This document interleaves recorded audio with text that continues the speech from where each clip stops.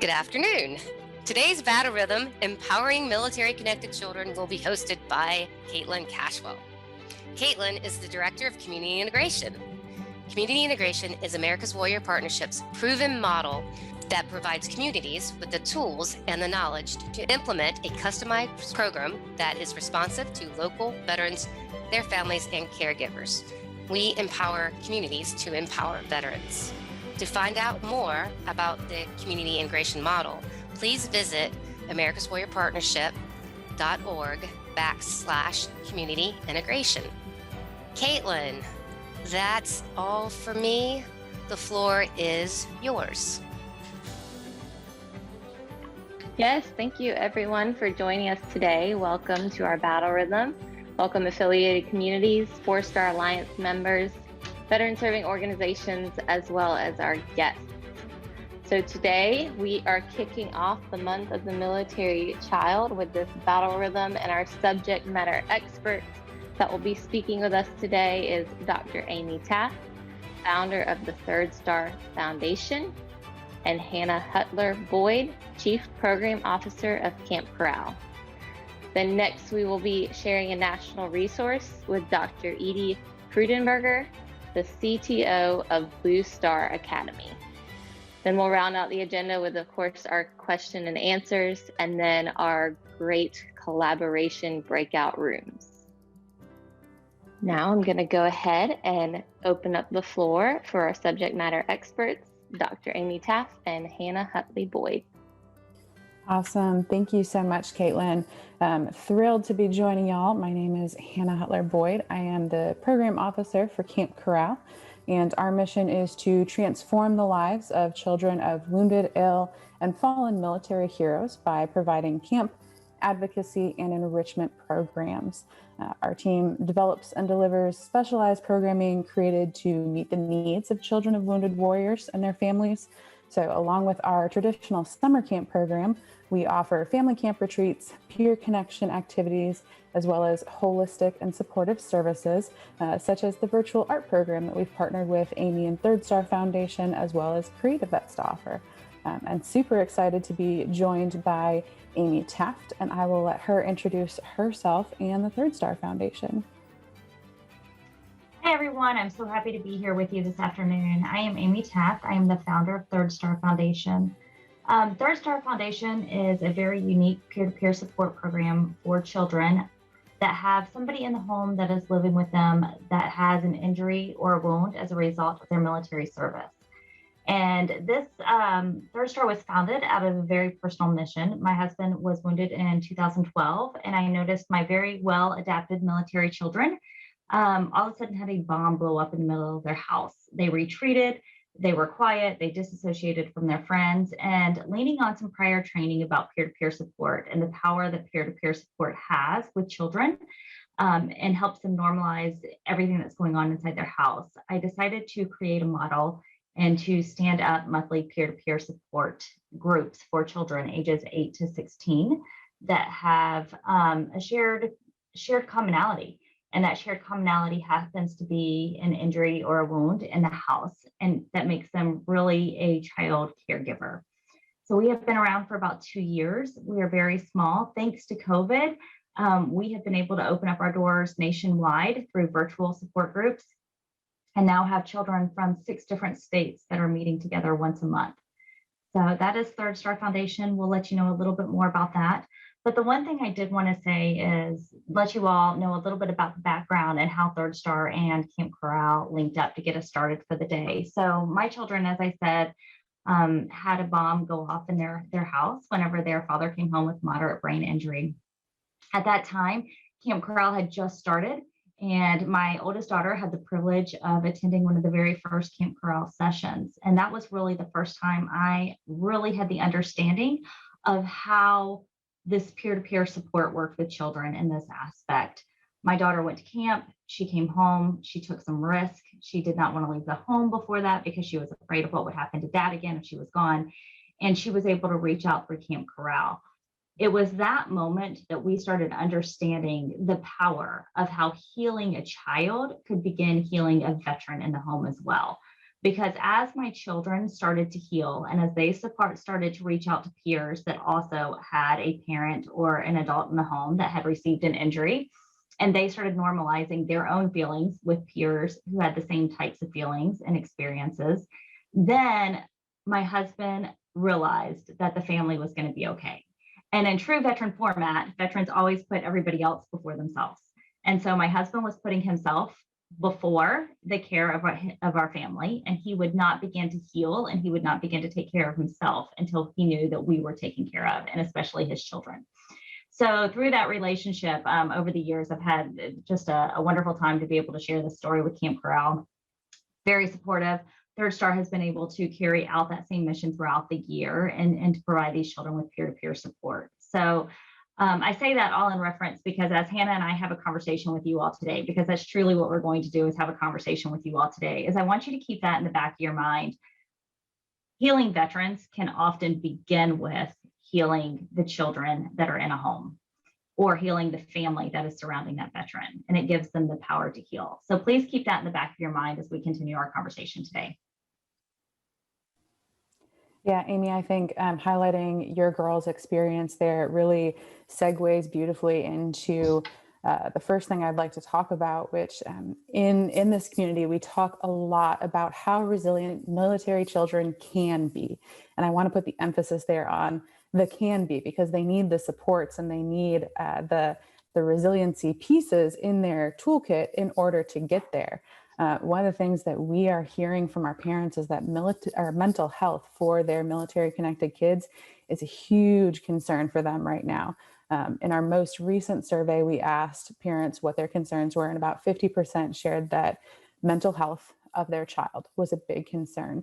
In 2019, pre-COVID, we asked parents specifically about self-harm, suicide ideation, et cetera, and 10% of our parents. So to put that in reference for our population that we serve, that's 300 to 400 children. 10% of parents shared that their child had participated in self-harm or had suicide ideation. And that's a really difficult thing to talk about, right? Especially when we're talking about our kids. But I think it's truly essential that we bring awareness to this topic and that it is something that our families are facing. I'd love to spend a little bit of time talking about how you're seeing this and the importance of recognizing how children show signs of poor mental health in their homes. Absolutely. I think the biggest thing whenever you're looking at the children population and mental health is that we have to remember that the most important focus on a child is assimilation. Children want to be like other children, whatever that looks like, whatever that assimilation looks like in that child's eyes is what they're striving for. So whenever we look at our military children, assimilation means they want to meet other children that have a shared experience. They want to know what it's like to meet somebody who, it started off whenever we look at general military children, whose parent is in and out of the home, whose adult caregiver is in and out of the home, somebody who leaves and is under the constant threat of a wartime situation. And they want to be able to express those feelings with somebody else who gets it. I mean, that's what we hear our kids say all the time is, I want to meet somebody who just gets it, so that they can go into a room and sit and not have to explain the backstory. Then whenever we start looking at our wounded, ill, and injured families, this is where we want these kids just crave wanting to assimilate with somebody who understands what it's like to have a parent or an adult in the home that maybe have some emotional instability, who might be sitting in a room and all of a sudden feel panicked and have to get up and leave, whose house may not have the same rhythm as other people's houses because of injury or illness. Whenever you're looking at amputees, they want to meet somebody who they don't constantly have to explain the story of what happened to your dad's leg. Why does your dad have a service animal? Why does your dad always wear glasses, even whenever it's inside? Why are they wearing sunglasses?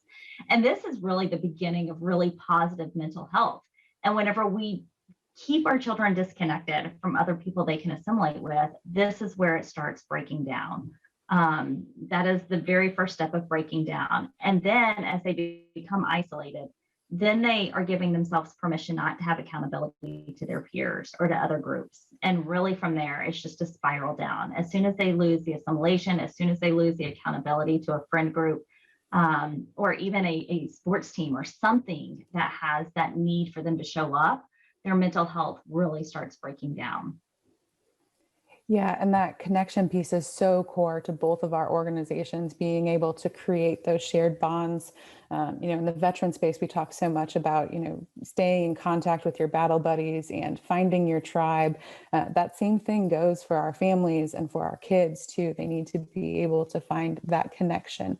And they need to have the tools to identify when they're not finding that connection and what some of those challenges are.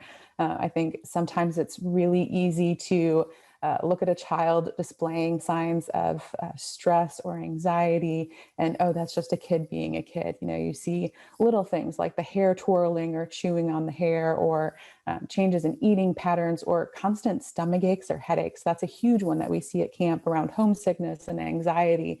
Is I don't have the words to tell you how I'm feeling. I just know that my stomach hurts, or I just know that my head hurts. And being able to back up a little bit and say, ooh, okay, maybe there's something more than this. If we've had a stomach ache 3 days of the last 5, there's something we need to identify there. And being able to help kids find that group where they can just be together. And even if they don't talk about it, Amy, you and I talk about that a lot. They don't have to address the elephant in the room, whatever that is, but they know they have that shared experience. Right. I think another commonality too is the hyperactivity. We hear that a lot from teachers of the kids that we work with is, they just never settle. They're always moving. And that's another sign of it too. It's just that hyperactivity. Yeah. And we look at, how that's displayed, and we're focusing specifically on that family with a wounded or ill or injured service member, but also when there's a deployment, right? Our kids step up, they take on a new role, and that's different than a lot of their peers, especially if they're in a civilian-based school. That's not something that they're seeing other kids around them doing. And so they jump into those roles that are a little bit beyond their years. And that's another thing that I think our community is just starting to wrap its head around, particularly when those roles come into play with caregiving with a injured or ill service member.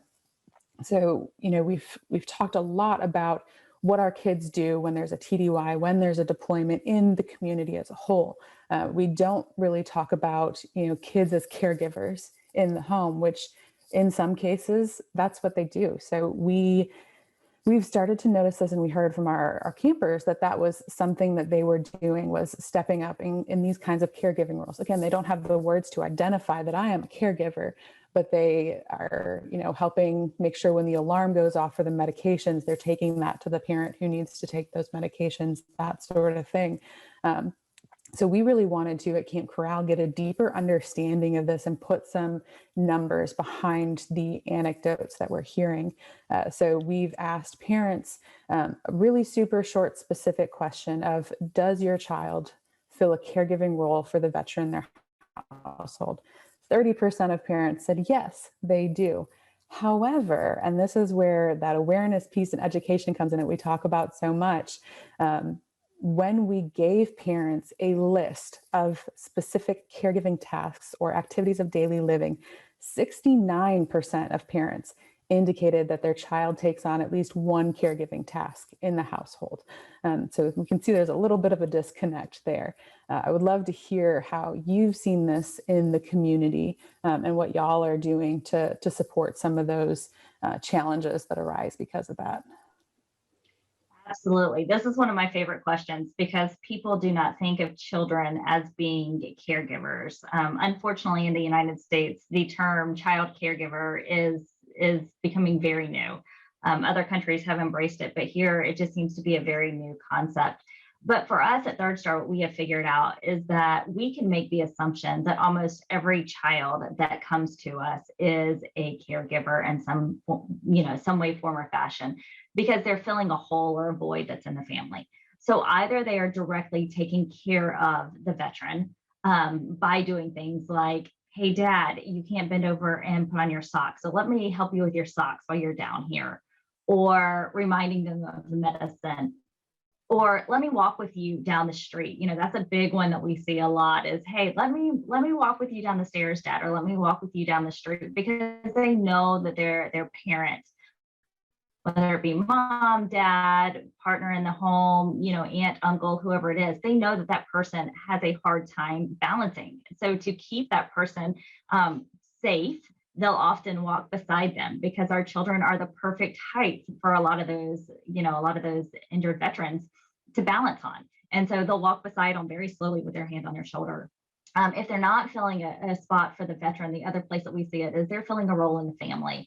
So whether it's helping, get the rest of the brothers and sisters to the table and making sure that they're eating, or if it's helping take on extra tasks in the home, they are definitely providing a caregiving role. And so what we try to do is we are trying to teach our children how to communicate both their need in order to take respite care for themselves, as well as their emotions surrounding that caregiving process.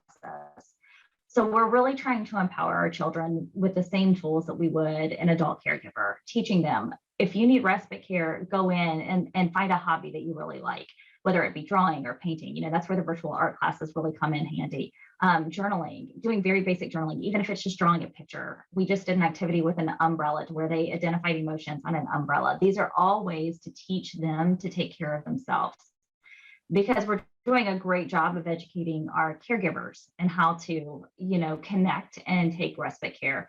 Now it's time to translate that down to the children and really empower them to give them the skills that they need to treat themselves as a caregiver as well. Yeah, that segues beautifully into my next question.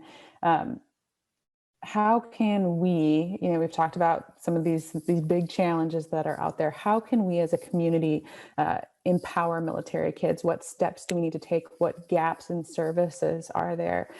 For me, it really boils down to three things: providing that mental health support and doing our best to remove the stigma associated with it, which we know, especially in our community, can be a challenge at times.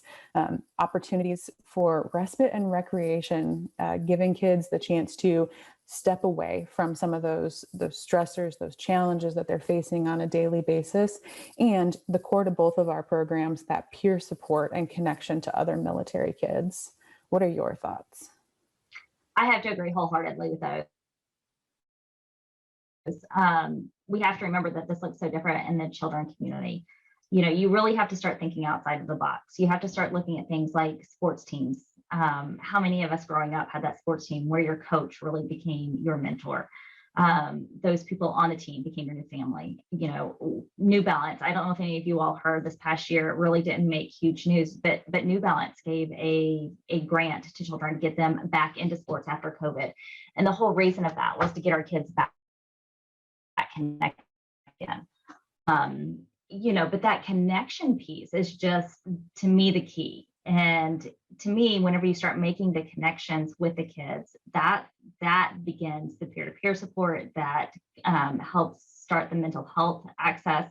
And then, like you said, Hannah, taking away the stigma. We have to start removing the stigmas of mental health for people at any age. You have to come to grips with the fact that 8-year-olds have suicidal ideation, and it's real. It's not them trying to get attention. It is, a cold, hard fact right now that we have to understand that and become comfortable with that ourselves so that we can start addressing it in a proactive manner. Yeah, exactly. I think whatever we can do to eliminate those barriers, especially in those families where care is needed.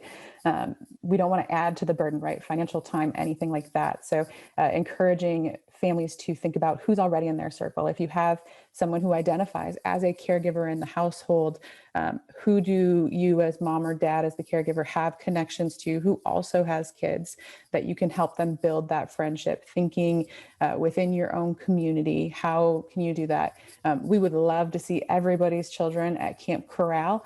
We just don't have the space to be able to do that, unfortunately. So what are other avenues to be able to form those connections? Like you said, the sports teams, the day camps, the youth groups, really getting to know the parents parents in those places, and maybe there is somebody else whose family is facing similar challenges too. Right. And I really think taking it back to that grassroots, whenever my kids were struggling, that's the very first thing I did is I just made a list. Who else do I know who's been injured? And I started thinking to myself, okay, this is the list of people I know that's been injured. I've probably taken the meal at some point in time. Why don't I invite them over to my house and tell them to bring their kids? Like really just kind of start thinking of those base roots, going back to those things that as military families, the things that we held true to while we were in the military. Whenever you were on deployment, what did you do? You got together. So just going back to those basic principles that you may have forgotten in order to build the support system for your children is really key. Yeah, I think that's a great note for us to end on. I think we are coming up on our time. Thank you all so much for joining us. We're excited to hear what everybody else has to say. Thank you. Yeah, thank you, Amy. Thank you, Amy and Hannah, for sharing your insight. It's always great to hear about your advocacy for military children, and always unique just to hear that piece of, hey, I'm helping with the laundry when I didn't have to before, as being a caregiver activity, or some of the more like tangible stuff like helping with medicine and making sure that remembering to take those. So that's always very interesting.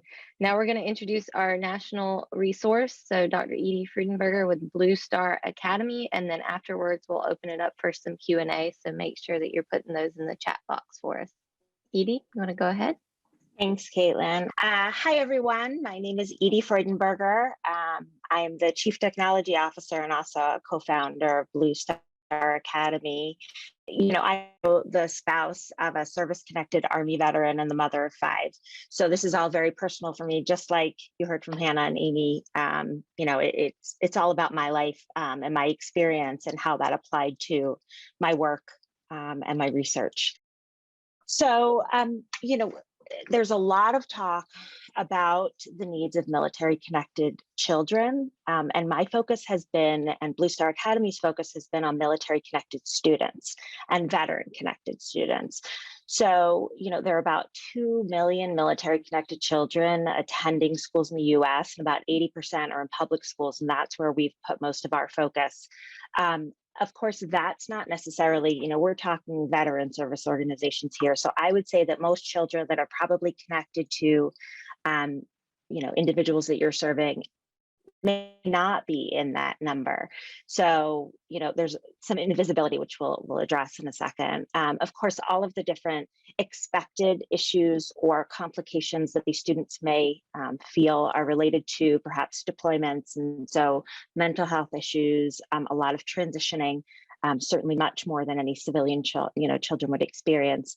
And again, everything we just talked about in terms of mental health disorders and, how it's impacting children. And then, of course, as students, there's the holistic approach, the social and emotional and educational piece is coming into school. So that's been something that we're, trying to step into the field and provide some education and some understanding about, just to highlight that this issue really is top of mind for active duty families, but also for, spouses who are at home. Perhaps it's not registering with veteran families, but that may also be the invisibility piece that we're talking about. But education is really top of mind. So you can see from the last 2 years of surveys from Blue Star families that it's pretty high up there. And then there's this invisibility piece. So, there's the military identifier. So most public schools in the country will ask the question, are you connected to the military? And every year I register my children for school and it says, are you connected to active duty? It asks a couple questions. And then the other option is, I'm not connected at all. And I don't fit into those categories. My children are not, the children of an active duty member. We're not, we're so far removed from the population that they're addressing and identifying that I have to say I'm not connected. And it's very painful for me every year to say I have no military affiliation. It's a very odd moment for me. And so that's clearly some invisibility that we're hoping to address. And it is being addressed by other organizations and certainly lawmakers in Texas. They've added some questions to their public school registration form that says, are you connected to a veteran or a military member who is injured? Or they also ask about, being veteran connected. So they're really expanding that to deal with this invisibility piece. We know that school leaders struggle to understand and meet the needs of their children. So when you talk about that hyperactivity, is there any understanding of the depth of how military connection is impacting that and what their home life is like? And then there's also the piece of, educators just not being military affiliated, perhaps overall. And so they just have no understanding of the military community, the veteran community, which are so different in and of themselves, that educators themselves are not necessarily well-versed in what to do, how to identify, how to communicate, how to make children of military and veteran families feel that they have this identification and feel proud of it, or even feel like it exists in the school environment. And then, my husband's a social worker, and he often has many questions, and he does work with veteran families. And he'll have so many questions about children and their school issues, and he tries really hard to dabble and help and support just because we have children. But it's far removed from what he does. And so it's a difficult bridge to cross for social workers, even in the schools, and mental health providers, which is the field that he's in, to offer some support in the educational realm. So that's kind of where we found there's this need that needs to be met. There's some gaps in services, and we really wanted to come on the scene. And then COVID, of course, now has highlighted so many issues in K-12 education for military families, which again, Blue Star Families has identified in their polls. So our mission is to identify and support the needs of military connected, and I'll add veteran connected students. As with everyone right now, I think the entire world, we are pivoting like crazy people. So the dizziness is there, we feel it. Originally, when we were launching, I have been running a lot of research and doing a lot of interviews, qualitative research, where I've been talking to a lot of children across the country, and none of them are aware of any resources out there for them. They have never heard of a lot of organizations that support active duty families. So for example, Blue Star Families or, Military Child Education Coalition, they're just not aware of these organizations. They're not really part of this tribe anymore. Maybe they're disconnected. Maybe they're part of the reserves, National Guard, veteran connected, but far removed like us. And so, in my research, I had originally thought that we would step on the scene and try and deliver direct care to students and to teachers. That was our original goal. And when COVID came, when we were just about to start launching some services, schools were just so overwhelmed. They were shut down, they were overwhelmed. Administrators could not handle any kind of dialogue at this point to step outside of their comfort zone in general, let alone, to talk about things that they just don't know much about. And so what we did was we pivoted. We went online and more activity-based supports, just to add to the mix of what everyone else was putting out there. But then we started to develop some research partnerships. So we've been doing a lot more research to address different areas of the country and collect more data so we can understand more about what's going on with the different groupings. Again, delving into reserves and National Guard and veteran communities instead of just sort of the typical active duty communities where there's actually a lot more funding and a lot more understanding, I think, to an extent. And then we also step back to look at professional development. So we've been developing training for teachers, for civilian teachers who really don't have much understanding of military children, military connected children, veteran connected children. And we're launching some of that right now in partnership with a learning management system that a lot of schools are using. Maybe some of you know it from your own kids if you have Canvas. And we'll be announcing some of that soon. And then in some states, we've been developing some CEU type training. And what's interesting, and I know I'm almost at time, is that we had been looking at and sort of, it was a shame that something called Joining Forces existed, where there was a private public partnership through the Obama administration. The First Lady and the Second Lady had been working on this Educate the Educator. So they were educating pre-service teachers on this population of students, and it had kind of gone when administrations changed, and lo and behold, the same individual is now First Lady. And so it's reignited, and we're very excited that, you know, that is back, and it's something that we're really interested in. So we're just kind of adding to that. And I'll just add, just as a kind of call to action, we're here with COVID. It's unclear exactly when we can get into the schools again, or even, you know, keep developing our relationships there. But certainly if you're a case manager serving veterans or veteran families and you hear of these educational needs and you need any kind of resources, you can certainly reach out. You know, I'll provide Allison, you know, my information so that anyone can reach out. Follow us on social media. We're trying to keep up with COVID again. You know, we're a small shop, so we do our best to keep up and to share information as best we can, whether we're doing it publicly or just, you know, privately spreading things around. We've been working with Operation Homefront to get those backpacks out at the beginning of the year. So we're trying to help as many people as we can during this crazy time. But certainly feel free to email me directly or reach out to us through our website. We'd be glad to, you know, offer any kind of support, or even offer any kind of questions. Or if you have ideas for us, we'd certainly love to have those. Thank you, Edie, for sharing your insight and all the information about the work that you guys are doing. So we're now going to open it up with some Q&A. So please type your questions in the chat box. I see we have a few that have already arrived. So one of them is, do you have additional resources for children diagnosed with dyslexia? So Champ BA is one that has been explored, but is not, they're looking for extra ones as well. So I'll just jump in here. So because we haven't done any direct service, I have two children, 2 of my 5, who have IEPs and have, you know, special plans at school. And so it's sort of near and dear to our hearts, helping children with different abilities at school. We have not been able to go there yet. We'd certainly be glad to, you know, share any information, or if there's anyone on here who has more than we do.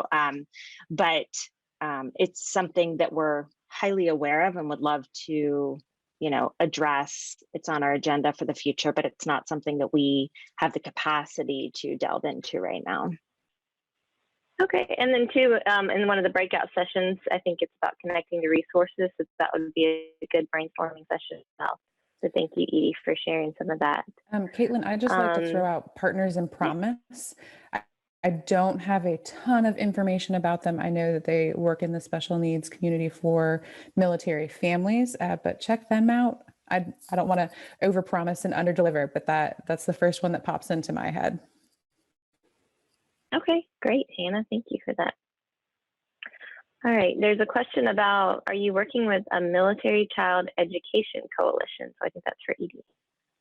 Yeah, so we actually follow MCEC very closely, and we do have some connections, you know, through just peripheral, and my husband works in the field, so sort of a connection that way. We have not worked with them, and though I watch them, I've tried very hard to kind of step outside of the realm of what exists right now and try and think differently and bring in more civilian approach. So what they're doing is amazing, and I listen to all their podcasts, and I'm aware of what they're doing. We're trying really hard to find those gaps, and so eventually, hopefully, maybe we'll partner on some efforts. But for now, we've tried to kind of take an outside-in approach. Okay. So this one actually is my personal question. Do either of y'all have a book recommendation for just kind of guiding kids through the process of just understanding I have to be a caregiver for my parents, one of my parents? You know, I have to, if you have young children especially, I have to take it back to the Sesame Street resources. Those are very, very good resources. They have come out and developed and evolved in a manner that really kind of paints a good picture for those younger children. For the older children, for our teens, they just like to read books about other teens that don't fit in. So it doesn't necessarily have to be about a military connected source, but really just any good book that has a teen that has trouble fitting in. And none of them are coming to mind. I could probably look back on my bookshelf and pull about 3 or 4 of them off. But that is mine. Hannah, I'm sure you probably have a couple more by name. You know, I think that's an area that's severely lacking in this community. And one of the things that Camp Corral is looking at is how do we help educate parents on talking to their kids about wounds and injuries. We're working with Psych Armor on a video series right now in conjunction with Amy as well about being able to teach kids how to take respite at home, as well as a 15 Things Military Kids Want You to Know video. So there's a big gap in that right now, and there's definitely a need in the community, and something that I think is definitely on the top of Amy's and my minds as we're moving forward. I would love to say if there's an author or somebody who likes writing on the call. I have a group of kids that would love to share their stories if anybody is looking for that avenue to maybe get into the hands of our other children. But it is a huge gap. Yeah, well, thank you for that. I agree. I had a hard time. One of my friends actually contacted me and asked me about that, and I had a hard time finding it. So I'm glad to hear it wasn't just me. But that's good to know that it doesn't have to be. I always forget that going outside of the veteran space is always okay too. So there are resources as well for that. All right. I have just 2 more questions. Oh, wait, let's see. Okay, I have 2 more questions that I came up with. One is, what time of the year does the Camp Corral opportunities open up? I know they fill up really quickly. They do, and we're already running a wait list for this year. So we typically open January. That has shifted a little bit. It used to be January 12th. We're changing that up for next year. So keep an eye on all of our social. That's where we'll post those dates. Okay, thank you. And then if we have any teacher friends, Edie, what's the best way for them to get the information that you were talking about with the civilian military divide? So I know that joining forces is cranking back up. You know, I'm sure they're going to be expanding as as we get into this year. But hopefully they'll be getting into the educating the educator, which would be at the college level for teachers.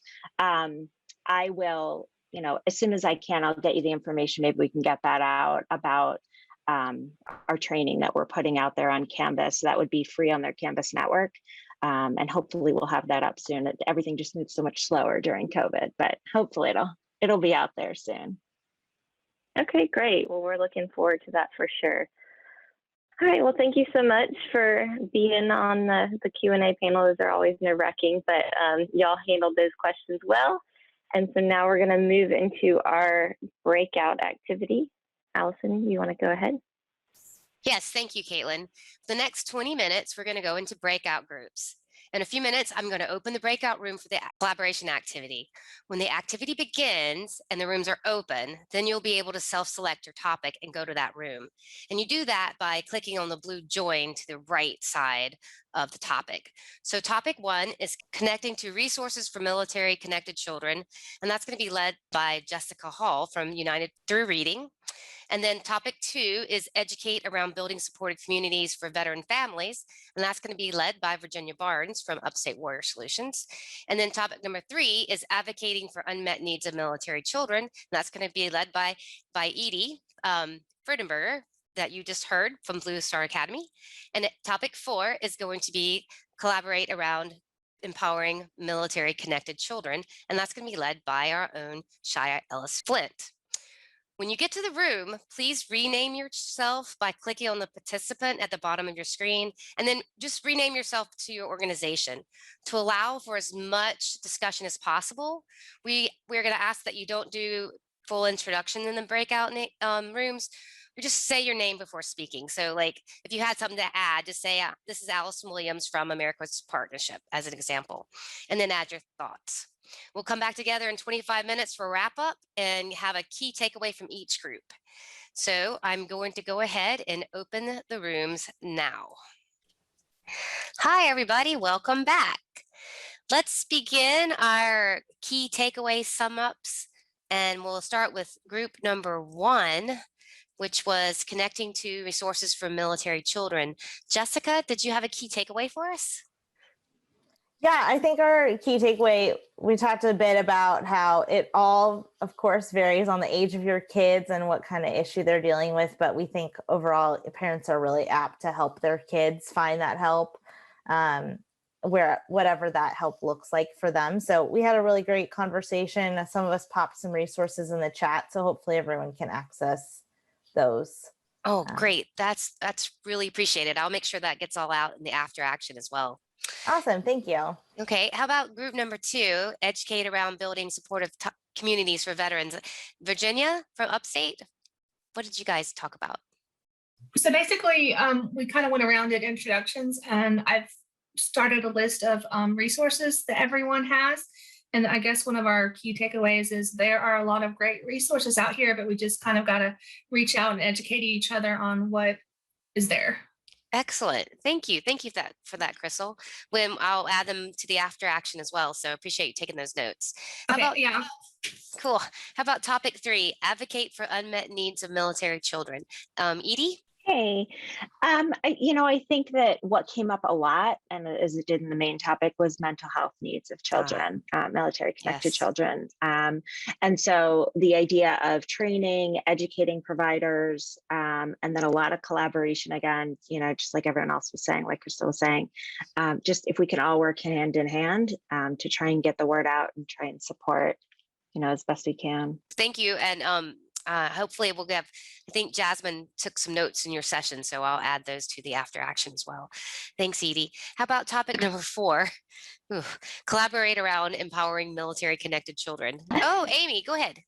All right, so we really had 2 main takeaways. The first one was, remember that as we are looking at closing the military civilian divide, the same thing applies to the children that applies to anybody. So find really good community resources that maybe civilian families are using, and then go to those civilian resources and help them consciously work towards reaching out towards your military families and communities.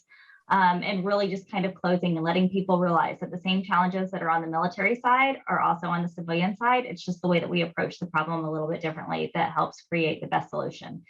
And then the second one was the idea of using your older, teenage children to mentor some of the younger ones. So really advocating for those teenagers to come in and mentor and act as mentors for some of the younger children in your programs.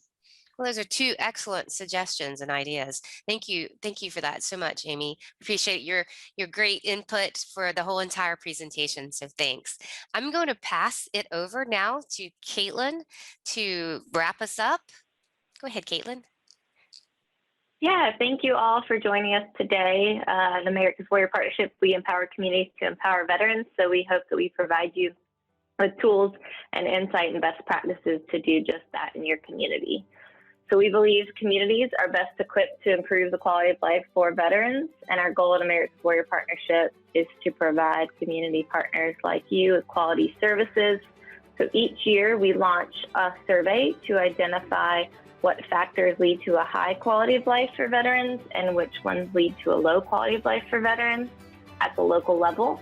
And we're going to be starting our survey on April 22nd, but we do have an info session on April 8th for those that wish to participate in sharing out our survey to gain more insight. So we're hoping to get 2,000 respondents this year, and together, just sharing it out with your audience, we can make that goal and make a bigger impact on providing some great insight for the local community. We hope to see you at the next Battle Rhythm, and it's going to be on May 5th at 2 p.m. Eastern Standard Time, and that's going to be with Megan Jackson from the Wounded Warrior Project, and she's going to be discussing how to advocate for women warriors. So thank you all again for taking the time to participate in our Battle Rhythm, and we hope to see you next month. Have a great week.